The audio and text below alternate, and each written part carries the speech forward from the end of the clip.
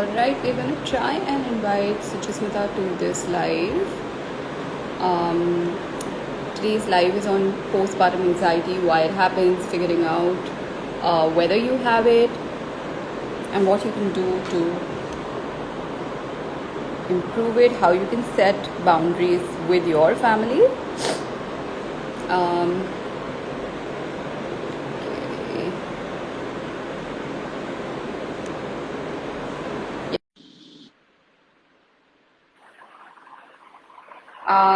Hi, Suchismita. Hi. Hello. Finally. This is Hi, good. how are you? Yes. Good. How are you? Good, thanks. So thank you for joining us today. And just as a short introduction, Suchi Smita, we've kind of been interacting with her. She is a consulting psychologist as well as the founder of a practice called Mind and Me Solutions that Nirvi works with quite closely. Suchita Smita is absolutely awesome. She's a mother herself, so she kind of understands what postpartum moms go through, really. Today's conversation, Suchi, is essentially just about um, trying to identify what postpartum anxiety really is. You know, we all experience that wave of feeling helpless really when we come home with baby, right? Yeah. We are kind of going through we're going through so many emotions, Yes. and some of those emotions will typically manifest in a lot of anxiety that we can't control, and sometimes it just overtakes us, right? So, obviously, we want to understand what is it that might trigger. A, how do you identify whether do you indeed have postpartum anxiety, or you're just kind of figuring your way around the situation? When might you need to take help for what you're going through? So let's start with that, and then kind of take further questions that we get on the community as well as in our DMs. And anyone on the live, anyone watching the live, if you do have a question, please feel free to pop it in the comment box, and we'll make sure to take it. So over to you, Suchismita. Thank you. Great. So, first thing, I think Hilmi's doing a great job of putting this conversation out there because I think we've all grown up with the culture and the media and just society constantly, making motherhood seem so glamorous that unless you really step into the motherhood phase, you have no idea what it really is. And I mean, I think I fell for it too. Despite all my awareness, fell for it too because you are so unprepared. And then you suddenly discover this whole community of fellow mothers who till now were completely silent about what you're getting into. I think this is the I call it the world's biggest conspiracy theory. This is the only way human beings can get women to procreate is by keeping quiet about what motherhood really is like. So I wanted to just put it out there that this conversation is so important to make it real. What is it? This is we have to stop making women feel like motherhood is just like you're going to look into your baby's eyes and feel this immense love and you're just very gently using like a diaper or a wipe to clean the baby's bum. It's nothing like that. It's a lot of stress.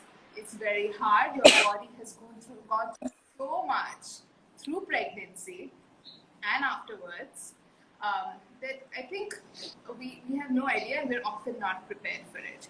And I think a lot of the anxiety comes from that not preparedness because we've not been really primed for what we are entering, and then by the time it hits you there is no space to breathe or to think about or reassess and get things in place because you're just in survival mode, and that's when it starts to pile up and that's where it starts to become really hard, and postpartum depression and postpartum anxiety starts to hit in because it's like months, if not years, of just feeling like I don't know how I'm going to get past this, right? And I think the biggest, one of the biggest contributors is the fact that we really don't know what we're getting into.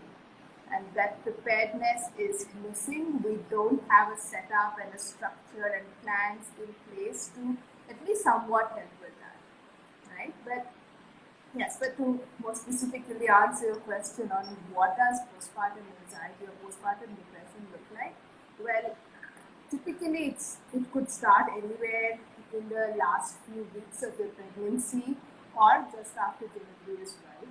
It could go on for some people it could be a few months, some people it could be 1 or 2 years.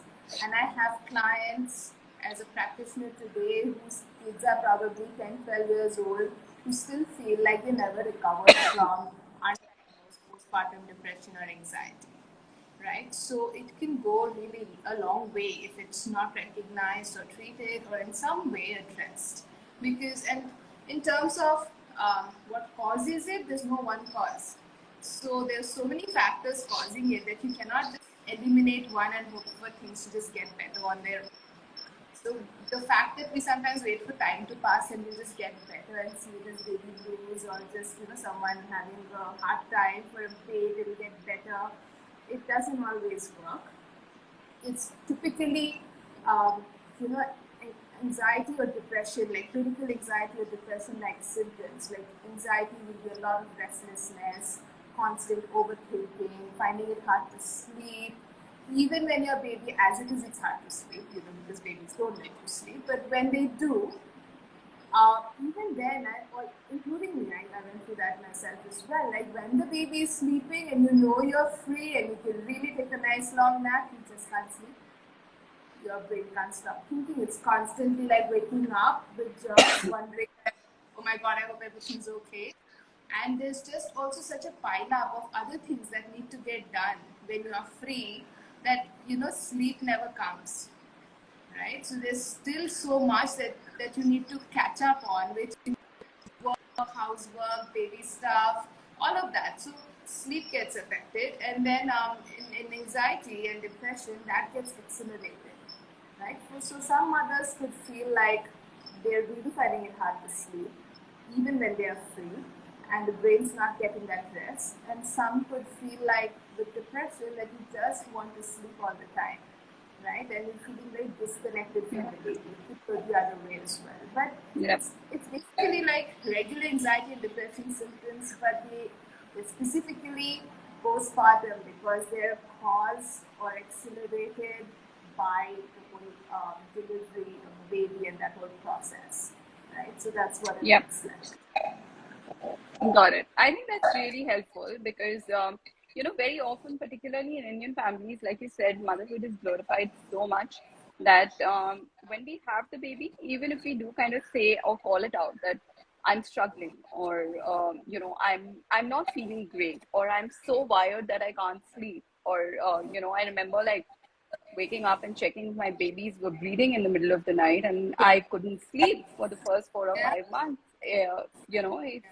It's that constant fear, that nagging fear that something's gonna go wrong, right? And Yeah. I think what becomes really important perhaps is as a mom figuring out how do I ask for help, because clearly you're in a situation where you need help. Your family is probably going to think that why would you need help, you just had like this really happy event, why would you need help? So what are Yeah. some of the ways in which moms can communicate what they're going through to their families, particularly to their spouses, to Yeah. ensure that they're heard? Yes, yes, absolutely. Such a crucial point. And I know the fear that you're talking about, waking up multiple times in the night to check if your baby's breathing. Like, and I think a lot of new moms have experienced that. I experienced that too. And you have to know that that is nature and biology, because nature's job is to keep the baby alive. So they wire the mother's brain, because nature can control only the mother's brain at that point, mother and the baby, right? So it has wired the mother's brain to be that hyper vigilant, that your amygdala will not calm down, and you're constantly in fight, flight, freeze mode. So you're constantly alert and hyper vigilant, so that the baby is alive, because they are completely dependent on you for survival. And that's why we find it so hard to calm down or to just relax and everything's fine, because we are not meant to relax at that time. We are meant to be very, very vigilant, right? So when that is happening, sometimes I think what you said, we need a system and we need support Some of us are luckier to have that, some don't have the access to that for different reasons. But I think even the ones who can access it often don't, because again, culturally, in a country like India and most Asian countries, we don't know how to show vulnerability, we don't know how to ask for help. So we struggle with it anyways, right? And in this moment, we struggle with it even more because we feel guilty for asking for help for something we now see as a job we should be enjoying. So we feel ashamed to say that I'm struggling or I'm probably not feeling connected to my baby, or I really think that, oh my God, what have I done? I wish I could undo this. That we can't say these things out loud because we are so ashamed of feeling these things. We carry so much guilt around these kind of thoughts. So that's a big, big factor which stops us from asking for help. And that's where I think seeking out, if it's not within your family, because sometimes families actually don't understand, right? So instead of trying to convince them in a time when you really don't have the space to do that and the bandwidth to do that, you rather seek out friends or communities like maybe or similar spaces where there are people who are already attuned to that, and you can get support and you can feel heard by people who know what you're talking about, instead of now trying to convert people into that space. Hmm. So, Hmm. I would say one big space is that seek out people who are already attuned to that space, professionals, groups, other moms, friends who will get you and will hear that. When it comes to family, I think one of the ways to really ask for help and support is be specific. Like sometimes we need to give very clear instructions on what you need help with, because the chances of getting that is higher than in general saying, I'm sinking, I need help.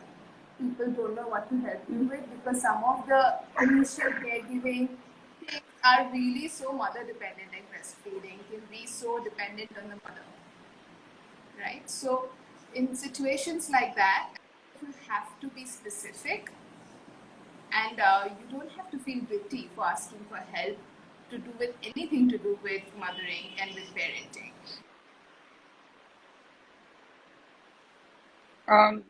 Suchi, I think we're losing you, so you might have to change your connection.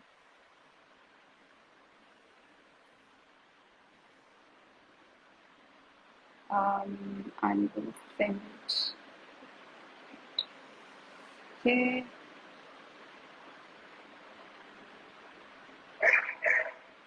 Okay. Suchi Smita, I don't know if you're here. Okay. So we'll hold on a couple of seconds for Suchismita to join back. But I think a very important point that she just made, right, was the fact that you should try and be specific as a new mom in the help that you need. So if you need help with the night waking, it might be easier for your family, for the people supporting you. Um, hi, Hi, hi. I can think you your hear? connection kind of, yeah, Yeah, I think it went much off. So better, much yeah, better. this is good. Cool. So, Suchismita, I was just summarizing what you said last, which is essentially be more specific in the help that you're seeking as a new mom, because it just might be easier for others around you to respond. Yeah, And I think that's a really, really great point. And on that note, another thing that we hear a lot from our community is um, how to kind of say that, okay, this is not advice I want to take, because when you become a mom, suddenly the whole world seems hmm, feels responsible for how you are going to bring up your child, for how yeah, you are going to take care of yourself. Forget the child; they also have an opinion on what you shouldn't be doing, right? Um, and as much as we try and ignore this unsolicited advice, we're in yeah, a space where life has changed.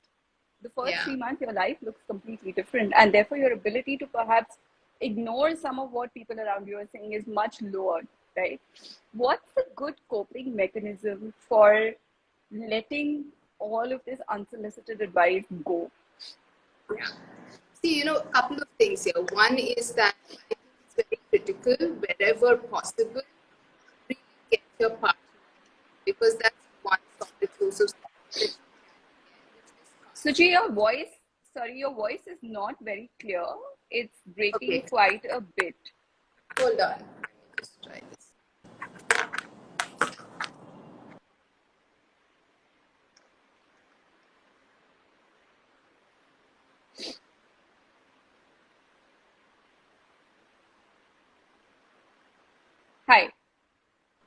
Is this better? Much better. Is Much this better. okay? Yes. Yeah. Okay. I hope this works now. Okay. Yeah. So, yeah. So I was saying that I think a big uh, point would be to get your partner in on your side. Help the partner with the help of your pediatrician and your gynac. Get the partner to understand what postpartum depression and anxiety, just life postpartum for a new mom looks like. And like when the partner is on your side and really makes it their mission to not let you take any extra stress on your plate, because you already have so much to do, then your partner can be the person who becomes that wall between the world and you, in that moment. So you focus really on yourself and the baby and, whatever other immediate needs that need to be given, and the partner has to do the rest of it. So whether it's his family that the partner has to ward off, because most often that's the struggle, is the family. So his family, her family, trying to be that person who will negotiate those conversations, be like, yeah, yeah, we get your point, but you're going to do this. Let the partner handle those conversations as much as possible, and let that be completely the partner's domain as much as possible. I would also recommend at least first 1 month at the least, avoid having guests. I know everyone wants to see the baby. Try and get people to come to the hospital when you're still in the care, because hospital staff will keep that boundary for you. You don't Yeah. have to maintain it. So that's a good point, to get people to come and visit. And then for 1 month, just tell people, use COVID as an excuse if you want to, and just say no for house guests for a month, because you don't have the bandwidth for it, and you can avoid some of these unsolicited advice at that point in these conversations. Plus, you and your baby both really need that rest at that time. Yeah. It's unfair to the baby also, because too much stimulation with people being Yeah. around. So, Yeah. just avoid that as much as you can. Use feeding and cleaning the baby and all those things as excuses to lock yourself in your safe space, and find every reason to get out of these unwarranted conversations that you can, and use your partner as your defense as much as you can.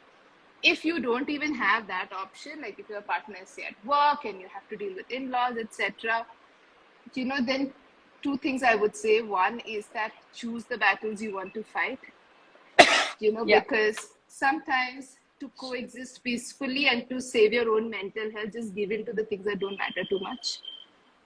And some of the other things which really matter, those you really put up the fight, because you only have that much energy for a fight.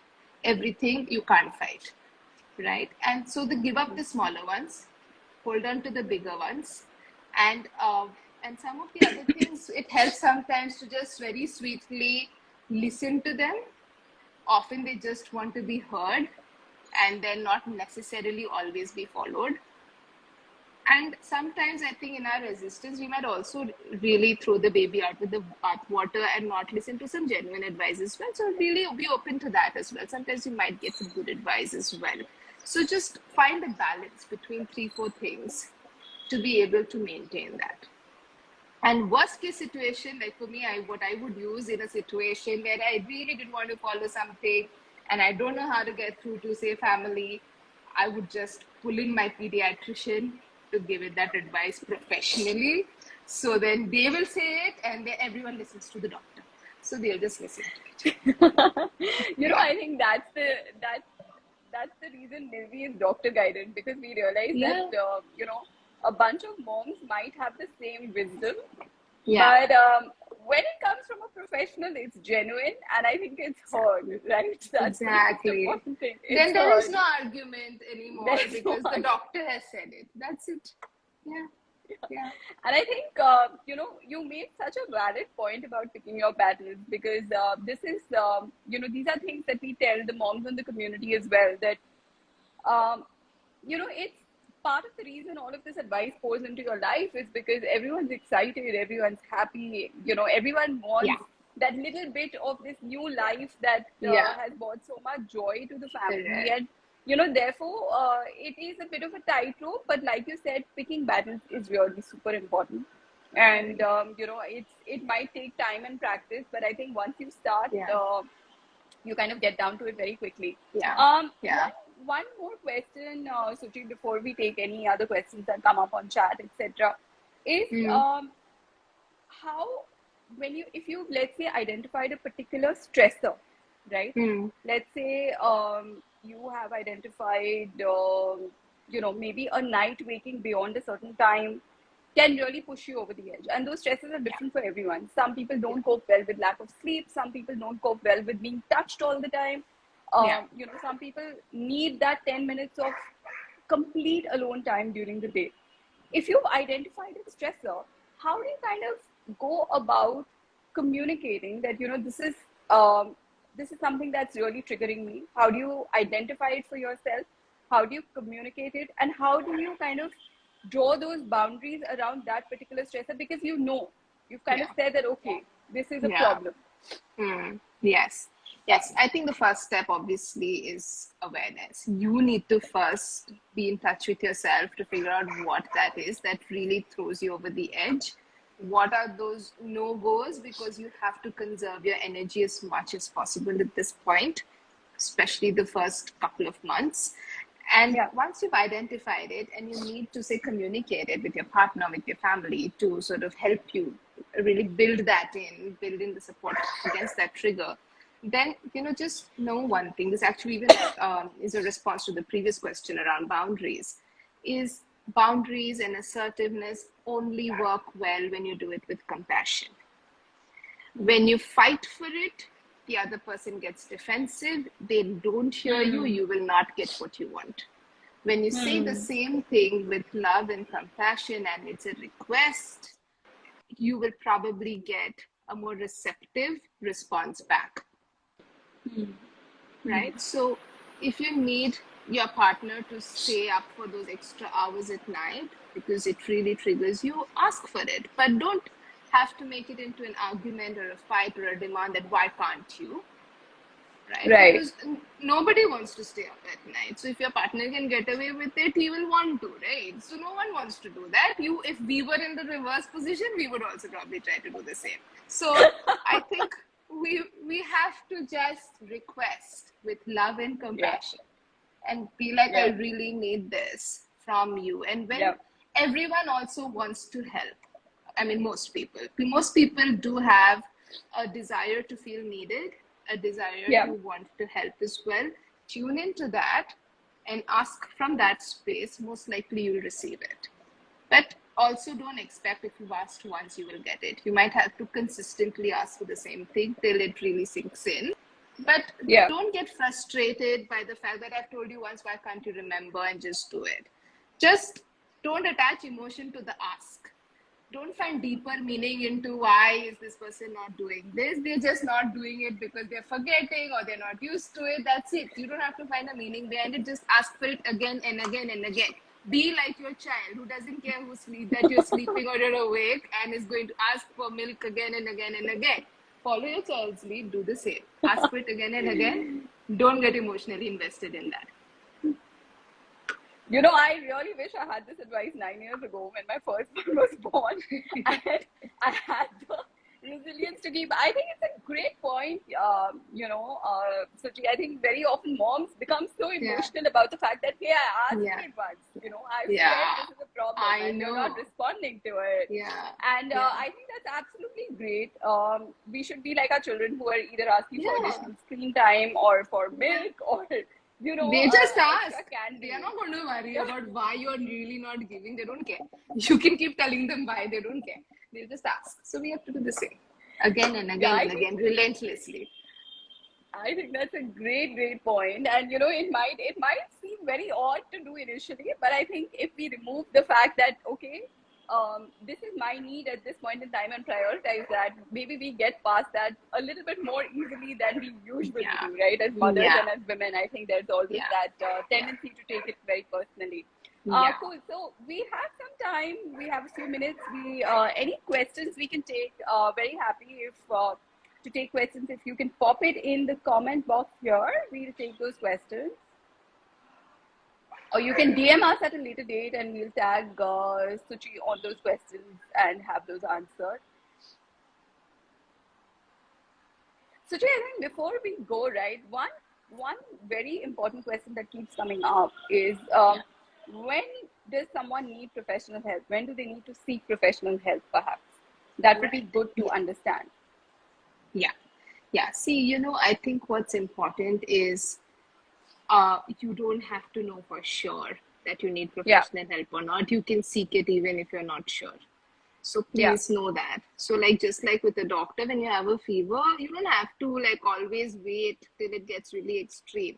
You will go to a doctor if your fever persists 2-3 days. You'll see the doctor, even though you know it's just fever. So just do the same with your mental health. You're not sure, see someone, they'll tell you if you need something or not. So don't have to wait to self-diagnose. Okay.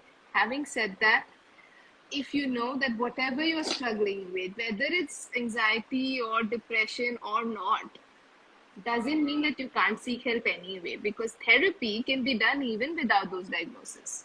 And just to have a space that's yours and you don't feel judged, when you can express yourself, where you can really be heard, and just have some professional guide you through that, is valuable anyway.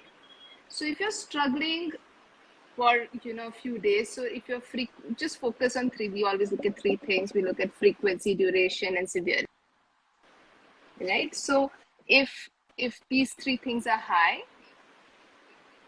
can you hear me?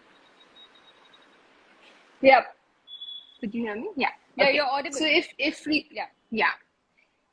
Okay. So if frequency of your low moods or crying spells or just feeling really anxious, any of those symptoms are really frequent or very high, or they're lasting for too many days. Okay, I won't give you a specific timeline of how many days is too many days, because it's a combination of too many factors to decide what's the right diagnosis. But basically, frequency, severity, and duration, these three factors. And if you feel like you're high on these three factors, then it's probably something clinical that needs to be looked at. But I would say, even if it's not, just take help anyway. There's no help that's too much help at that stage. So just take all the help you can. I think that's absolutely great advice, and we don't have any questions at this point, but if those come up, we'll tag you. Thank you so much for your time today. For those moms who joined or who might be watching this video at a later date, we just want to share that Nirvi is a community for moms where you can voice any and all concerns. It may not be possible to do so with your friends and family, but Nirvi is your safe space.